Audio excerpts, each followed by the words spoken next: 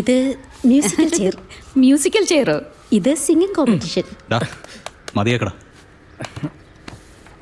എന്താ Balu, T V ഇതുവരെ repair ചെയ്തില്ലേ? ഇല്ല ചാ, അത് റീപ്ലേസ് ചെയ്യാൻ പറഞ്ഞിരിക്കുക. ഓ അച്ഛാ, കസ്റ്റമർ കെയറുകാര് അച്ഛൻ വിളിച്ചാൽ മാത്രം കെയറേ ചെയ്യില്ല.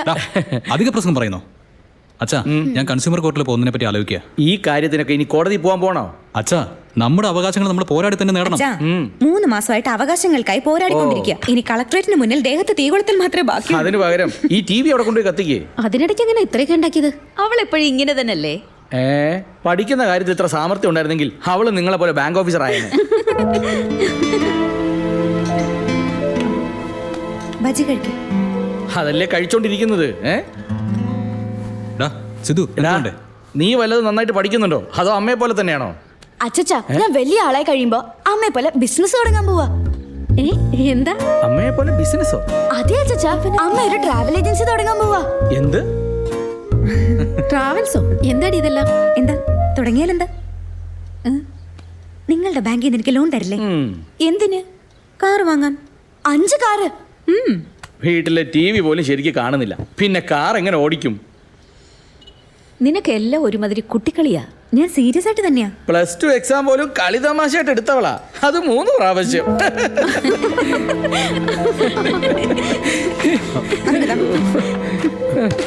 ഏയ് വിജി, അവള് പരിപ്പോടയോ ബോണ്ടയോ വല്ലതും ഉണ്ടാക്കാൻ പോവുമായിരിക്കും. നീ എന്തിനാ ഇപ്പൊ ഇങ്ങനെ ദേഷ്യപ്പെടുന്നേ? പിന്നെ അച്ഛൻ എപ്പോഴും എന്നെ കളിയാക്കിക്കൊണ്ടിരിക്കണം, അത് സിദ്ധുവിന്റെ മുമ്പിൽ വെച്ച്. അച്ഛൻ സത്യല്ലേ പറഞ്ഞത്? പിന്നെ നീ എന്താ സ്റ്റേറ്റ് റാങ്ക് ആണോ വാങ്ങിയത്? ഞാനെന്താ വേണമെന്ന് വെച്ച് തോറ്റതാണോ? ആദ്യത്തെ പ്രാവശ്യം ടൈഫോയിഡ്, രണ്ടാമത്തെ പ്രാവശ്യം question full out of syllabus. എന്റെ ക്ലാസ്സിൽ നന്നായി പഠിച്ചുകൊണ്ടിരുന്ന മുത്തുലക്ഷ്മി എന്ന് തോറ്റില്ലേ? അങ്ങനെ 3ാമത്തെ തവണ എഴുതാൻ തയ്യാറായിരുന്നപ്പോ ഈ വിരലിൽ വിരൽ ചുറ്റി വന്ന് പഴുത്തു. അപ്പോഴാണ് നമ്മുടെ അപ്പൂപ്പൻ പഠിച്ചിട്ട് എന്ത് നേടാനാ, ഇവളെ പിടിച്ച് കെട്ടിച്ചു വിടാ നല്ലതെന്ന് പറഞ്ഞ് എന്റെ പഠിപ്പ് നിർത്തിച്ചു. മിമിക്രി മാത്രം നന്നായിട്ട് ചെയ്യും. പിന്നല്ലാതെ എന്നും പറഞ്ഞെന്താ? നിനക്ക് എന്ത് വേണേലും പറയാന്നാണോ? ബിസിനസ് ചെയ്യുന്നത് അത്ര ഈസിയാണോ? നേരത്തെ ചീറ്റ് ഫണ്ട് ബിസിനസ് നടത്തി ഞങ്ങളുടെ 30,000 രൂപ കൊണ്ട് കളഞ്ഞു. ഓ, ഇപ്പൊ നിങ്ങളും എന്നെ കുത്തി തുടങ്ങിയല്ലേ? ആ പണം ഞാൻ എങ്ങനെയെങ്കിലും തിരികെ തരും, വിഷമിക്കണ്ട. ഓ, നിന്റെ പ്രധാന പ്രശ്നം ഇത് തന്നെയാ. ഏതെങ്കിലും ഒരെണ്ണത്തിൽ കോൺസെൻട്രേറ്റ് ചെയ്യണം. ടൈലറിംഗ് കട നടത്തുന്നു, പാട്ട് പാടുന്നു, പാചകം ചെയ്യുന്നു, മിമിക്രി കാണിക്കുന്നു. എനിക്ക് പറ്റുന്നതുകൊണ്ടല്ലേ ചെയ്യുന്നത്. എനിക്ക് സ്പോർട്സിലായിരുന്നു ഇൻട്രസ്റ്റ്. അപ്പൊ നിങ്ങൾ ആരും എന്നെ സപ്പോർട്ട് ചെയ്തില്ല. ഇല്ലെങ്കിൽ സ്പോർട്സ് കോട്ടയിൽ ഞാൻ ഏതെങ്കിലും ജോലി കയറി പോയേനെ. ലെമൺ ആൻഡ് സ്പൂൺ റേസുകാർക്കൊന്നും സ്പോർട്സ് കോട്ടയിൽ ജോലി കിട്ടില്ല.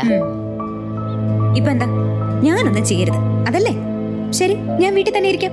നിങ്ങളൊക്കെ ഇടയ്ക്ക് വരുമ്പോ ഞാൻ ബജി ഉണ്ടാക്കി തരാം. ബജി സൂപ്പർ, 2 കൊടുത്താ. ബാലു, ആ ട്രാവൽസ് ബിസിനസ് ക്ലോസ് ചെയ്തേക്ക്. എല്ലാ രീതിയിലും ലോസാ. ബാങ്കുകാർ വണ്ടിയെല്ലാം സീസ് ചെയ്തു. വേഗം ചെന്ന് ആ ഡ്രൈവേഴ്സിനെല്ലാം സെറ്റിൽ ചെയ്ത് വിട്. ബാലു, ഇങ്ങനെ എത്ര കാലം വാടക വീട്ടിൽ കഴിയും? സ്വന്തമായിട്ടൊരു വീടൊക്കെ വേണ്ടേ? ഇവരെ രണ്ടുപേരെയും നോക്ക്. ഒരേ അപ്പാർട്ട്മെന്റ് ബ്ലോക്കിൽ തന്നെ ഓരോ ഫ്ലാറ്റ് വീതം വാങ്ങി വേഗം തന്നെ അങ്ങനെ എന്തെങ്കിലും ചെയ്യാൻ നോക്ക്. എക്സ്ക്യൂസ് മീ, ഇത് നിങ്ങളുടെ കാറാണോ? യെസ്. പക്ഷേ എന്റെ പാർക്കിംഗ് ഏരിയ ആണിത്. സർ, ഇപ്പൊ തന്നെ മാറ്റും. ഇതുപോലെ എന്നോട് ചോദിക്കാതെ വണ്ടി ഇടുന്നത് തെറ്റല്ലേ? അല്ല സർ, അത് നേരത്തേക്കല്ലേ.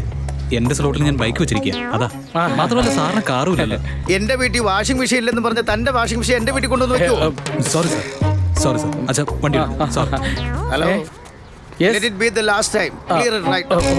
Nonsense. വരട്ടെ വിജയ്. ശരി അച്ഛാ. ബൈ സിദ്ധു. ബാലു, ഞങ്ങൾ അകത്തേക്ക് പോവാം.